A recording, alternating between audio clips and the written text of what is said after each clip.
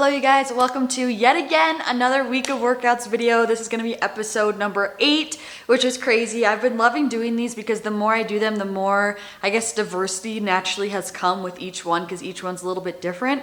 So right now my specific goal is kind of more so just overall balance. I think this training split is amazing for more of a recovery routine. I think it's really important to kind of go through phases with your training, and right now I'm more so training to maintain my physique, my muscle mass. I'm not really looking for any like crazy physique goals. I'm mainly more so focusing on training in a way that supports my overall hormone health, isn't overtraining, isn't stressing out my body, movement that makes me feel good. I've been prioritizing more so mobility and flexibility and longevity with this workout split, and I've honestly just have been trying new things in general. So I just have been wanting some diversity in my routine to spice things up and to also help me gain more experience in different avenues. So with that being said, the workout split in this video is number 1, Monday is total complete leg day. Tuesday, you're never gonna believe it, guess what it is? It's Pilates. Yes, you heard it here first. This is my first time ever trying Pilates in my whole entire life. Wednesday is total complete upper body day in the gym with weights again. Thursday is leg day again with more weights. And then Friday is another Pilates day. And then Saturday is more so like a recovery yoga stretch because like I said, I'm kind of trying to work more so on flexibility a little bit. And then usually I would like to do a hike somewhere in the weekend. This week it fell on that Saturday. And then Sunday I just went for a normal little walk stroll. I have been trying to have the intention to hit 10,000 steps a day, but I don't have an Apple Watch anymore. Mine broke. So I don't really have a way to completely track my steps. Like the one on your phone is just so inaccurate, especially when I'm not carrying it around all day.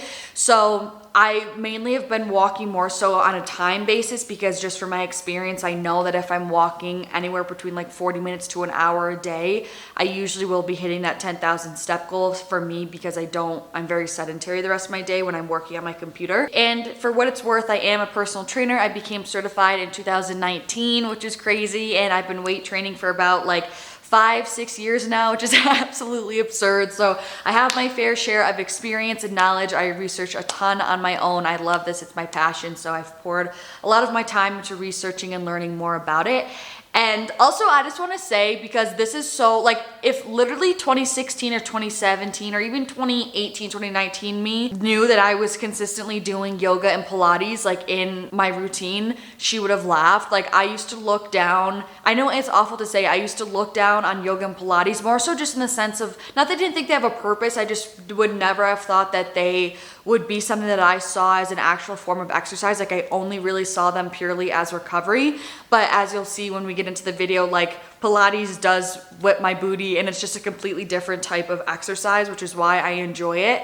And I like that it's more mindful movement. They're really adamant about connecting your breath to each movement that you're doing. And I like that it's just slow paced and more low impact. It just makes me feel very connected to my body, and I feel it complements where I am right now in terms of my journey with myself and with my spirituality. And even with yoga, like it just feels so good to have like slow, intentional, mindful movement instead of only moving with the intention to like murder your body in the gym. So yeah, I think that is all the housekeeping things that I have to say. I hope you guys enjoy this workout routine this week and, you know, seeing what it's like for a strict weightlifter to try to incorporate Pilates and yoga into a routine for the first time pretty much ever.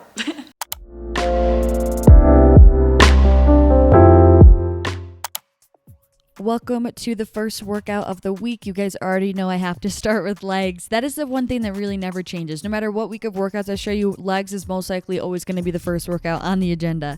So I'm always starting with foam rolling as well, again, just to kind of loosen up my back. It feels really good on my spine. And then I like to flip over. You guys know I do this before every single workout as well. Really helps to open up my shoulder socket and just get such a nice stretch like along my whole entire torso, upper body, and my shoulders and my spine. It feels so good. So I kind of will just roll back and forth. This is so satisfying to me. It literally looks like someone who's like, when you watch like chiropractor videos online, like that's how I feel when I watch that.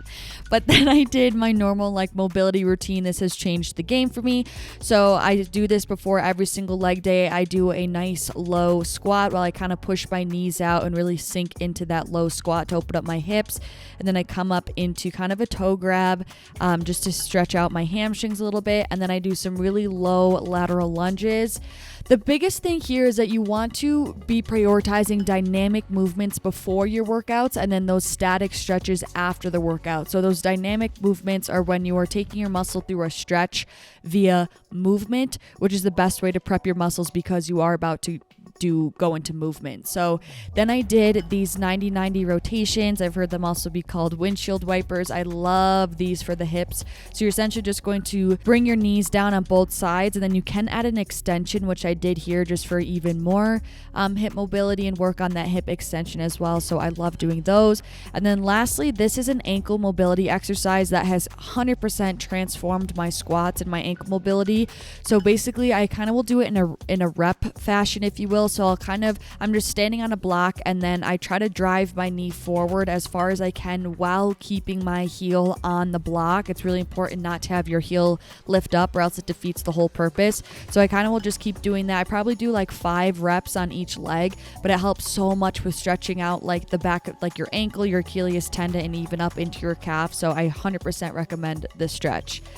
Then the warm-up still is not over. So this, if you guys saw my previous video of doing like trying out my workout from 3 years ago, I remembered how much I used to do glute activation, and I really enjoyed it when I did it for that video. So I'm kind of doing it but just toned down. So I'm only choosing like 4 exercises, only 1 set a piece. I did like 10 to 15 reps only until I kind of got a burn and could really feel blood flow in my muscles. So I did 1 1/2 squats, and then I'm just doing some kickbacks here, regular kickbacks, and then for more of like a lateral movement, I did some lateral lunges from side to side here, really focusing on pushing my hips back and really building up that pressure in the upper outer portion of the glutes. So I guess I only did 3 exercises here now that I think about it, but just a great way to kind of get the muscles pumping.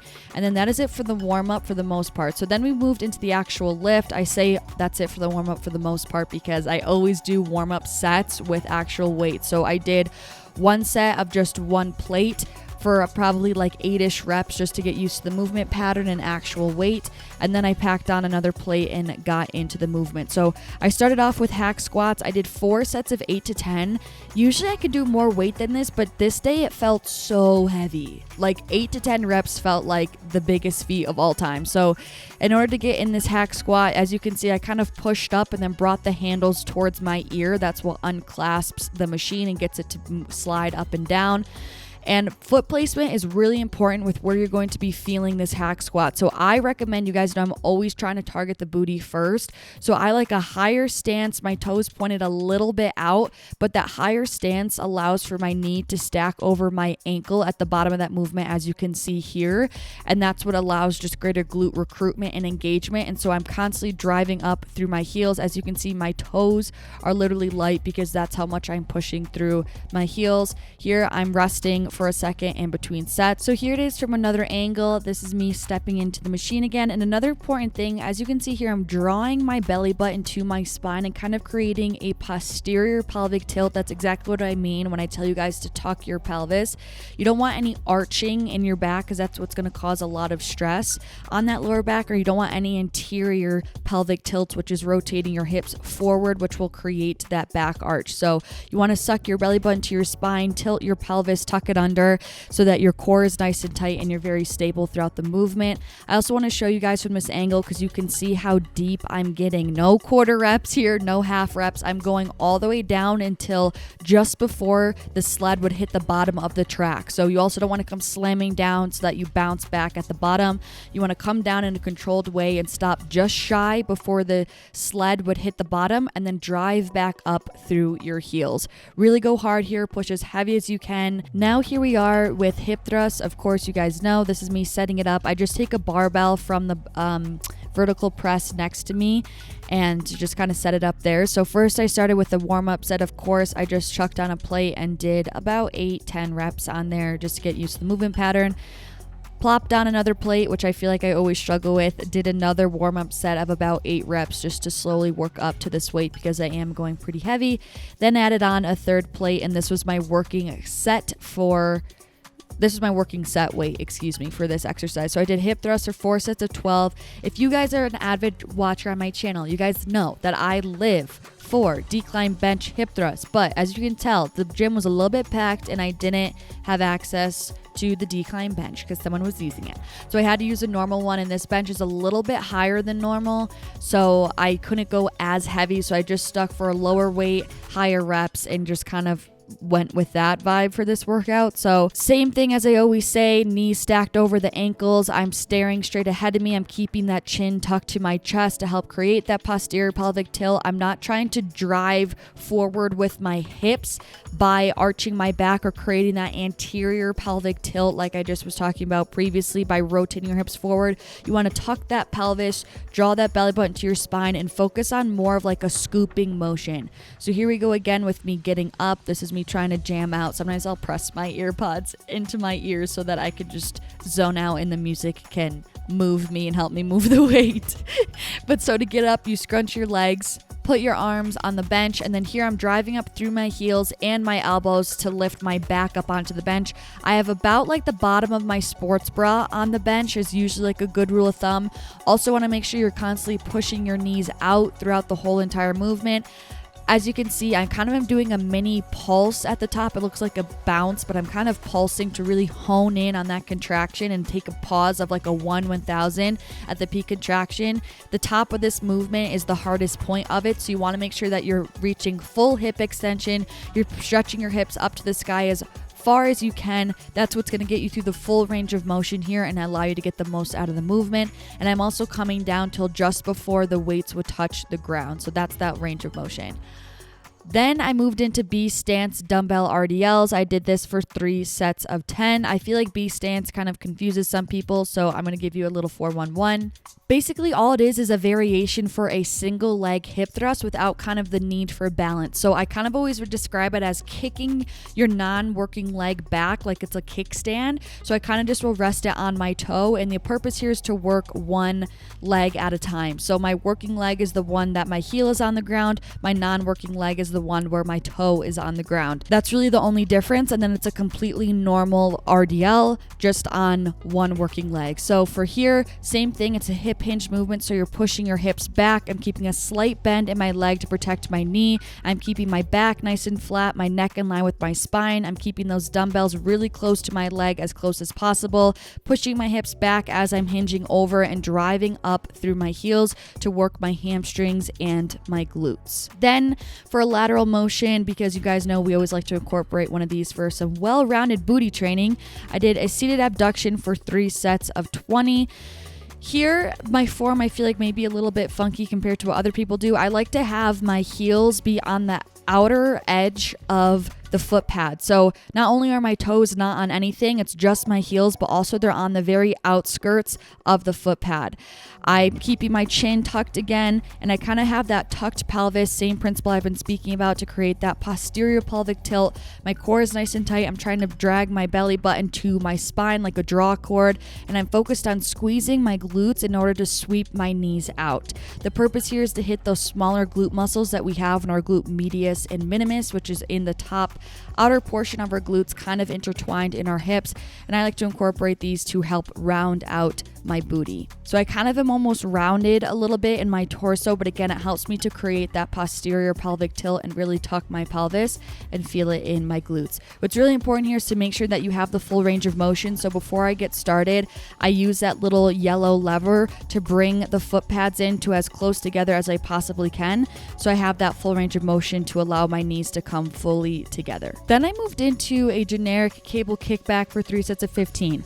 In the middle of my last set, I was like, why am I so bent over? I don't really know. I feel like I've never fully assumed this position, but I feel like I'm have such a stable base, I don't really know why I did this, but I honestly liked it because it was kind of a mix between a glute med kickback and a normal kickback, because it was kind of at a 45-degree angle, kind of right behind me. I don't know. I kind of liked it, but don't feel like you have to be as bent over as I did.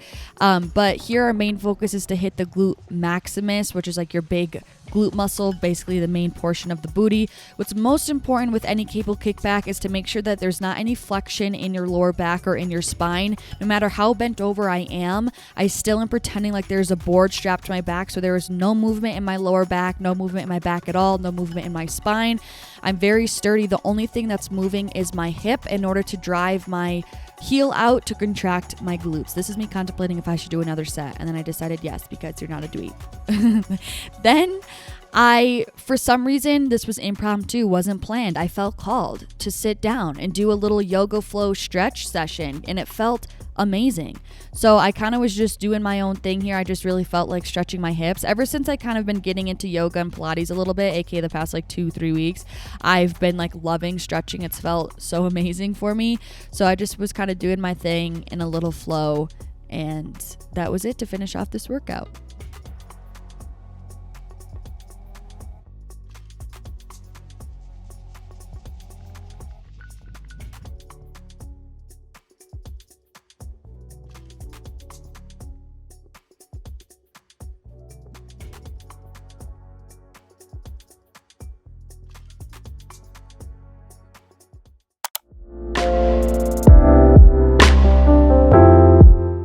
Hello you guys, happy Tuesday. I'm feeling and looking very sleepy because it's kind of early for me. It's like 7:20 in the morning. Like I said earlier, today is my Pilates day, which I know is so out of left field for me, but like I said, like I'm just wanting to try new things and seeing what type of movement actually truly supports my hormones. And again, the older I get, the more I'm into this fitness journey, the more I really value like longevity, flexibility, mobility. And I love how mindful this type of movement is and how much it blends kind of like yoga and more intentional exercise, if you will, together. So I've only been doing it not too long, but I'm just kind of still trying out and seeing how I like it like long term and seeing how it fits into my schedule and how it makes me feel over the long haul in my body. And I just really have been liking the change up, to be honest. So because I'm kind of cheap and I don't want to pay for a gym membership and a Pilates studio because I've been just doing it at home here and using Move with Nicole on YouTube on the TV. And it's honestly been nice. This is like so unlike me, you guys. Like I would never, ever do anything like this in the past. To me, this is a sign of growth that I'm even open to trying Pilates, because in the past I was so judgmental to it and I just did not classify it as a real workout. Like I thought it was completely just recovery based, but like this gets me going. I get such a burn. Again, it's just a different type of movement. It's low impact with really small movements, but over the span of the workout your arms are like, and just everything is just burning. And again, it's just a different type of strength. Like body weight strength is just different, but I value that now. And even if I don't stick with this long term, like I said, I'm just proud of myself for having the open mind now in my fitness journey and the respect for all different types of movement, that I'm willing to give this a try. And I've never ever consistently worked out at home for anything, but I like experimenting because it gives me more experience, and I can also share with you guys my experience and what I learned. So this is the one I'm going to do. 40 minutes full body workout. Gently warming up our spine here. From side bend over to your left, making sure your right sitting bone stays firmly grounded into your mat. Exhale, right leg lowers, left arm reaches back. Inhale, center. Keep going with this, making sure that each time you extend your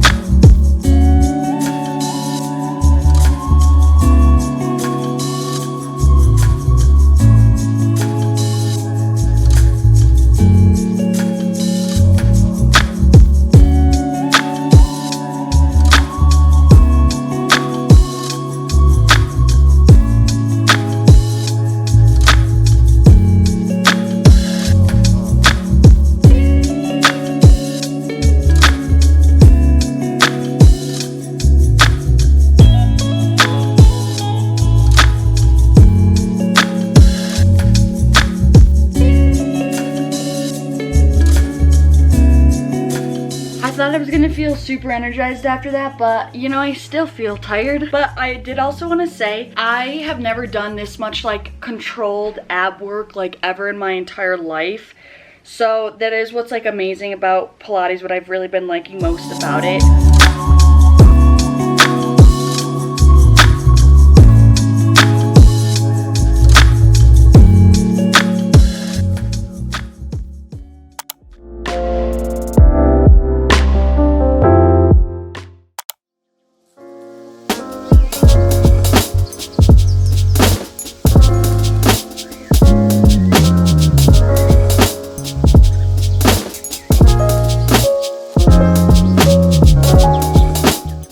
Guys, happy Wednesday. I've not been chatty at all for this week of workouts video because I've just been so freaking busy this week. But today we're doing full upper body, and for some reason I'm feeling like juiced up, ready to go. I've been getting motivated the past few days. I've been seeing girls on my Instagram hitting upper body. I'm like, damn, they look so good and they seem so epic, and I'm just ready to get after it today. All right. Here we go. Upper body session of the week. So when you're foam rolling, a big thing is I'm not like having my spine be a board. I'm letting my spine curve and melt over the foam roller, and that's what helps so much. Like, I've definitely seen such a big difference in my spine flexibility because of that. So that's a way to think about it. That's a way to think about it, is just let your spine roll and melt over that foam roller and kind of take that shape, and that's what's going to give you a really good stretch and some movement in your spine. Did some shoulder openers with a bar, and then I've been loving dead hangs. Another thing that just looks so satisfying. Just picture all of that stress melting away from your lower back. Then I did some shoulder rotations as well, just to open up my shoulder joints, mobility, warm up the whole situation. Then I didn't really see this from anywhere. I just have kind of been doing this. I also feel like I randomly always put this in my week of workouts videos. I don't know why. It just happens to be that way. So this is me doing a warm-up set. Okay, putting the weight away because we always do a warm-up set to begin with, probably of like 10 reps. Then I did the barbell T-bar row. What's really important here is the position of your body over the bar. So as you can see how I kind of needed to stop and reposition, it's really important or else you won't feel it exactly the right way. So feel free to play around. But the biggest way that I can help describe it is, as you can see, that the end of that barbell is hitting straight in the center of my chest, in the center of my boobies, and basically hitting my sternum, if you will. And if you're too far above it or below it, you're not going to feel it. So that's where you want it to hit. I also have a really nice athletic bent over wide stance. I'm not exactly parallel with the ground, but I'm also not like 45-degree angles. My torso is probably angled at like a 15-degree angle from the floor.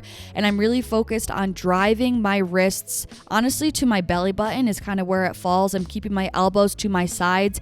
And our focus here is hitting just our whole upper mid back, not necessarily our lats.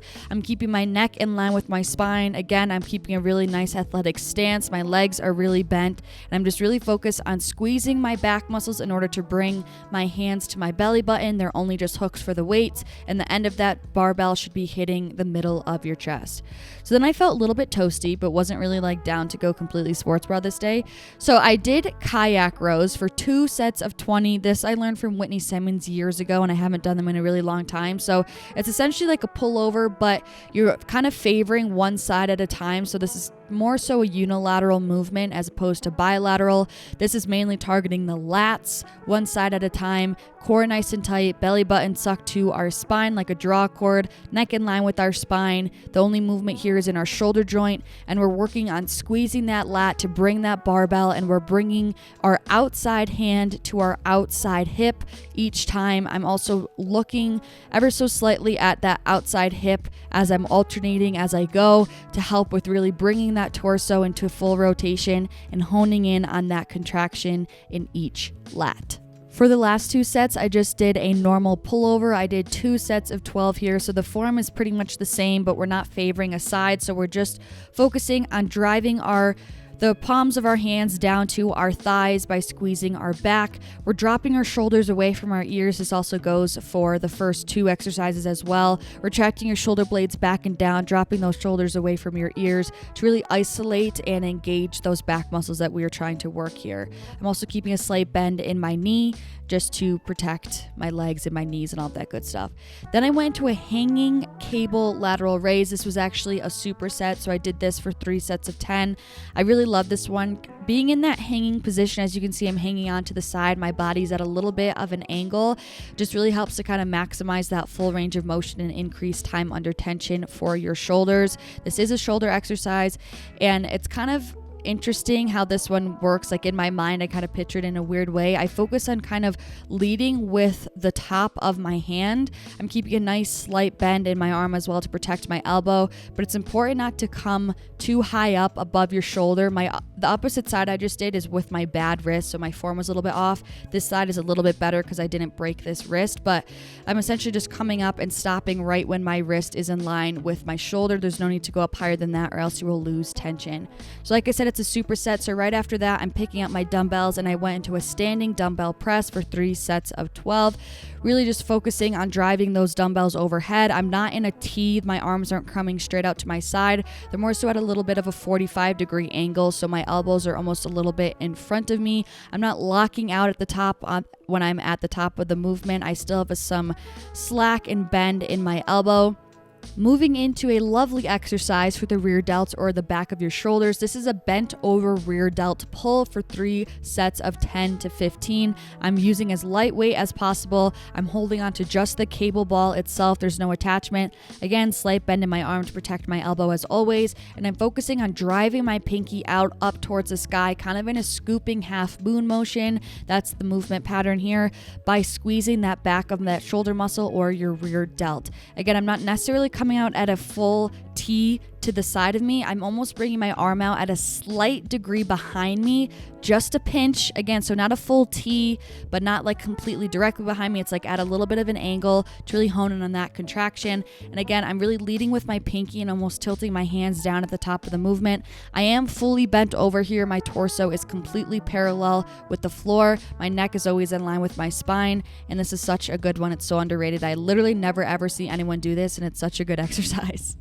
Now, please excuse just everything of all the camera angles here. Basically, my camera kind of spazzed out and stopped working. I got it to work later, but I basically just filmed these on my phone, even though my phone was on like 4%, so I had to act fast. So like this is what we ended up with. But I finished off with a superset for the bis and the tris. So I just did normal bicep curls for 3 sets of 15 with the barbell. My core is nice and tight. My shoulder blades are retracted back and down to drop my shoulders away from my ears. My chest is nice and open. I'm keeping my elbows to my sides, and what's most important is that I'm not letting my palms sink into my shoulders. I'm kind of stopping just shy of that to maintain that peak contraction. And then without any rest, I moved into overhead tricep extensions for 3 sets of 15 here, basically pretending like there is a rod going through my elbows to keep them at a fixed position. The elbows are the only joint that's involved, and the only thing that is moving is my forearms, and I'm doing that by driving my palms of my hands up to the sky by contracting my triceps.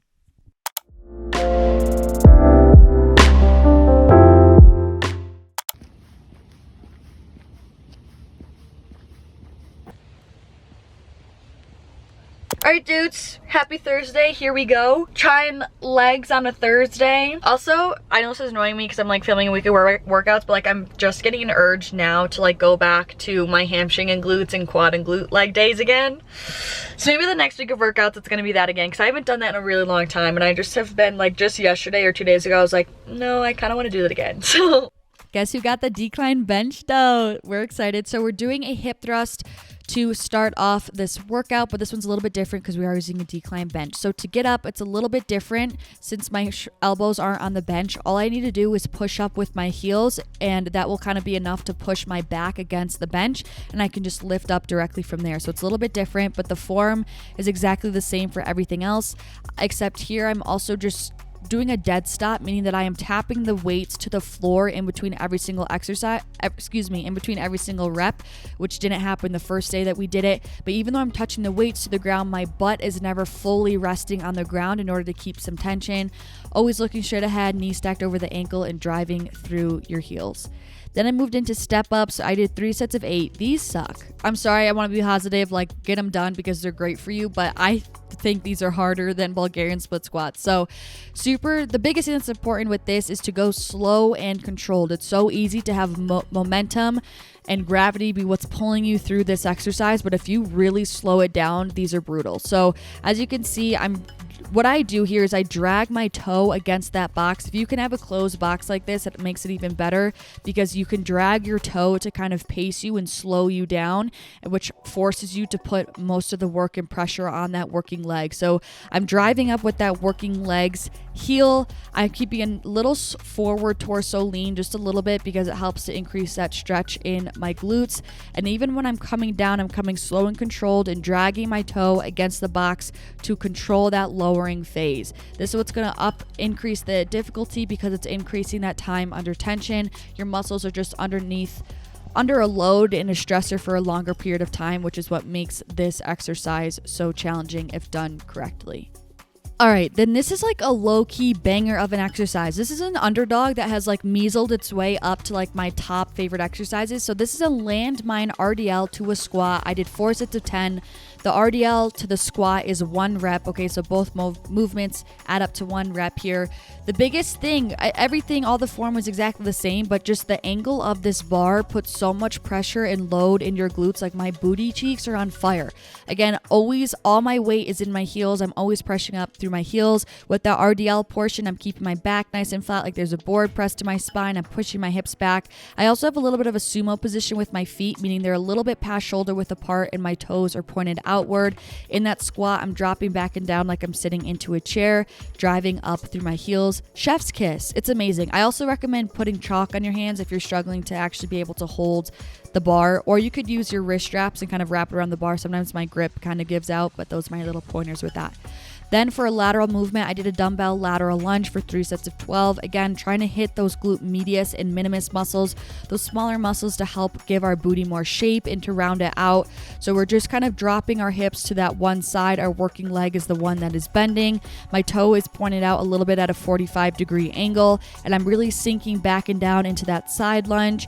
I'm putting a lot of pressure on that side, upper, outer portion of my glute. Don't underestimate these because these ones 100% will get your booty working and they will burn. Then I moved into just some hamstring isolation work. So I did the lying leg curl for 3 sets of 10.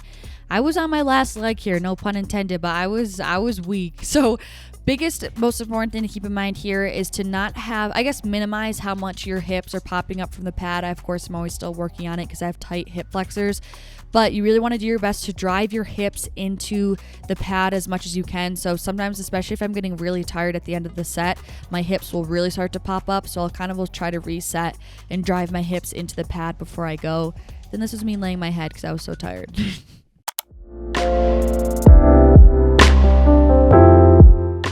Good morning, guys. So now it's Friday. It's like 8:30 a.m. I just meditated outside and I'm going to do another little Pilates class to start my day. Today I'm not going to do Move with Nicole because she's the only Pilates class I've ever done on YouTube. So I'm going to try this one, the Everyday Pilates 45-minute full body workout by Ruby Pilates. Again, inhale up, reach, and exhale. Bring those arms down. Left leg point the toe.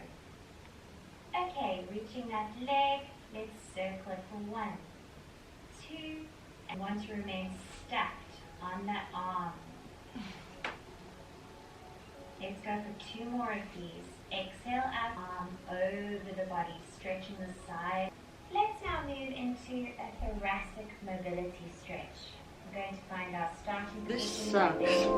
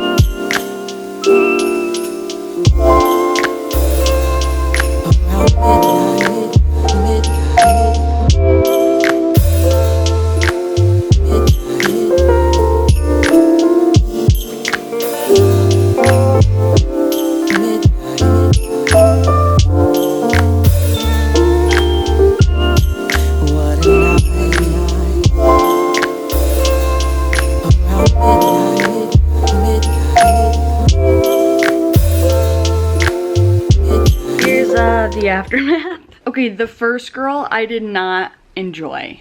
It was way too slow for me, not challenging enough for me. And so I just stopped halfway through and I switched to Move with Nicole again. I guess that's a little piece of advice though, if you're like looking to get into Pilates, but you're like, I feel like it's not gonna be challenging enough. It is challenging if you find the right instructor slash level of class for you. She always kills me with the pulses. It's because she does like it's like the same move, but like 4 different variations after one another. So like by the time you get, like, cause first you start with the kick, then you do a pulse, then you do a circle, then you end with like pulses or whatever again. And it's just like by the time you go through that whole series, like your little teeny muscles are crying. So basically I switched like 20 minutes into the first video that I was gonna do for 45 minutes and then did a 20-minute express Pilates with Move with Nicole, and she kicked my butt probably more than that whole 45-minute class would have with the other girls. So it's like evening now and I'm gonna go for my little daily walk. Since today was like a lower, you know, intensity day with just Pilates, I am gonna do a walk with more hills, just walk with a little bit more intention and intensity than normal, as opposed to just like other days where I'm doing normally a flat walk, just to kind of up the ante a little bit.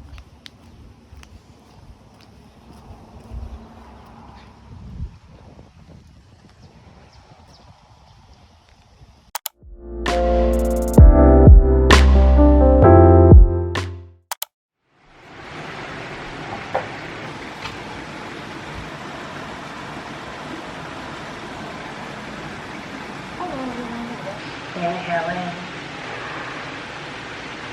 Exhale, release. In your next inhale, lift the left leg up high. Exhale, bend the knees, stack the hips, press into both knees.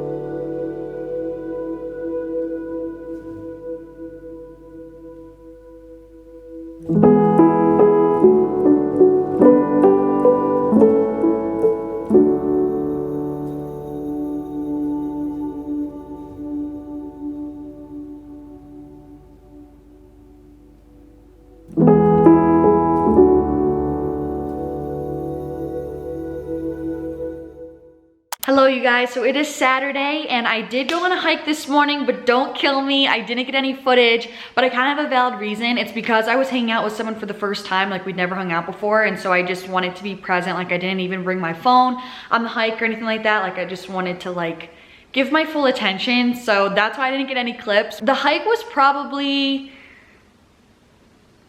3-4 miles, I want to say, so there's that. Again, sorry I didn't get any footage, but that was my reasoning. So